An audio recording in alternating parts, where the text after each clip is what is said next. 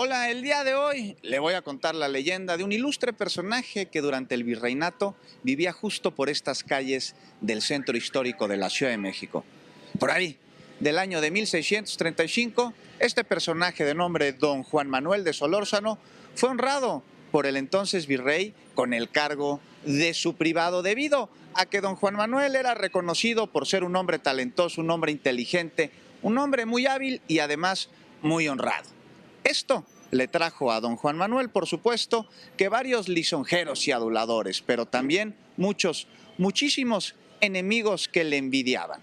Estos enemigos, de manera repetida y constante, intentaban hacer que don Juan Manuel perdiera su prestigio, pero nuestro personaje, 2 pasos, 3 pasos y hasta 4 pasos, estaba adelante de ellos hasta que descubrieron cuál era su debilidad.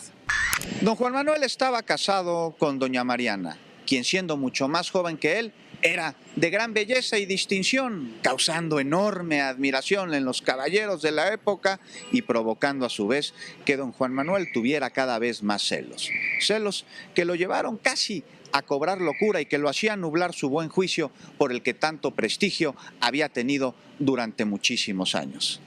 El amor de don Juan Manuel y de doña Mariana era grande, pero a pesar de que varios años eran los que tenían de casados, no había fructificado en casa, pues no tenían descendencia aún. Y ante esto, don Juan Manuel tomó una decisión. Se vino aquí, al convento de San Bernardo, pues dijo que era asunto divino y que se dedicaría a la oración para así ser premiado con un hijo primogénito. Entonces, un problema surgió.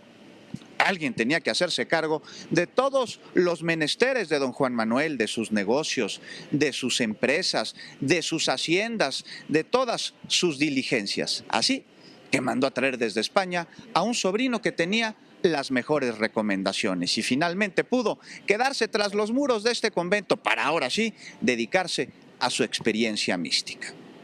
Al enterarse los enemigos de don Juan Manuel que se había recluido de manera temporal en el convento, idearon un plan macabro con la intención de sacarlo de juicio.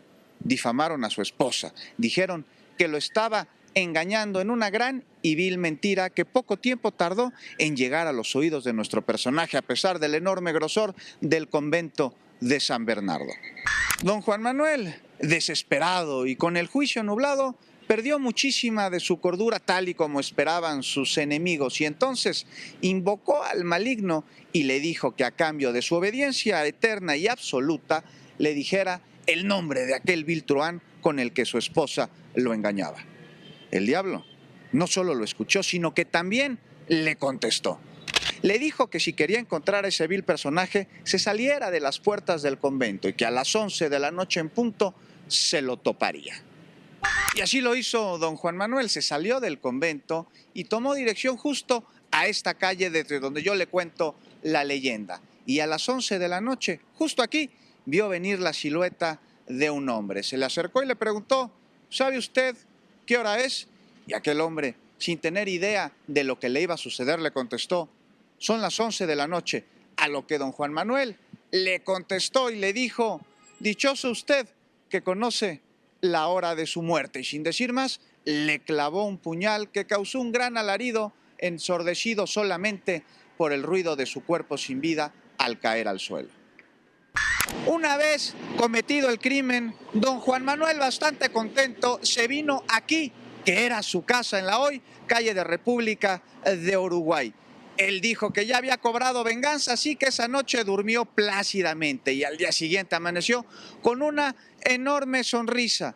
Pero nada más fue caer la noche que se le volvió a aparecer el diablo para decirle con tono bastante burlón que aquella persona que había matado la noche anterior no era para nada el truhán con el que su esposa lo estaba engañando, que era una víctima inocente y que si quería conocer el nombre de su enemigo tendría que volver a salir a la misma hora a matar a la primera persona que encontrara y tal vez una de ellas sería aquel personaje que tanto buscaba. Y así lo hizo don Juan Manuel. A partir de aquel momento, todas las noches salía y a las 11 en punto a la primera persona que se encontraba le preguntaba lo mismo, ¿qué hora es?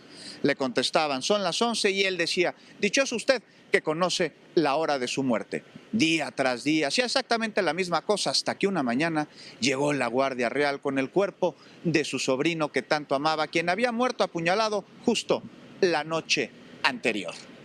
Don Juan Manuel, lleno de tristeza, de dolor, pero sobre todo de culpa, inmediatamente acudió aquí al templo de San Bernardo a buscar a un confesor a quien le contó todas las tropelías y maldades que había cometido. El sacerdote le dijo que si buscaba encontrar la absolución tendría que ir a la horca durante 3 noches seguidas y ahí rezar un rosario y varios Padres Nuestros. Y así lo hizo don Juan Manuel.